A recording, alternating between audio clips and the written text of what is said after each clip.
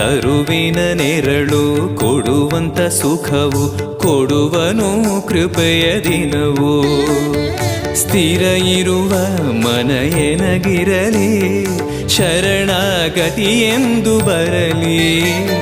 ಭಗವಂತನ ಪ್ರಿಯ ಮಗನಿವನ ಸಾರಿ ಬದುಕು ಇರಲಿ.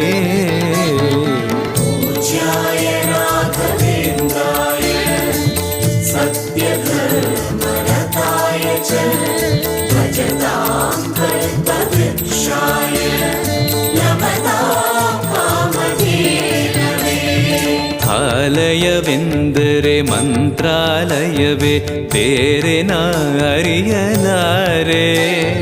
ರಾಜನು ಎಂದರೆ ಶ್ರೀ ಗುರುರಾಜನೇ ಮತ್ತು ನಾ ತಿಳಿಯಲಾರೆ.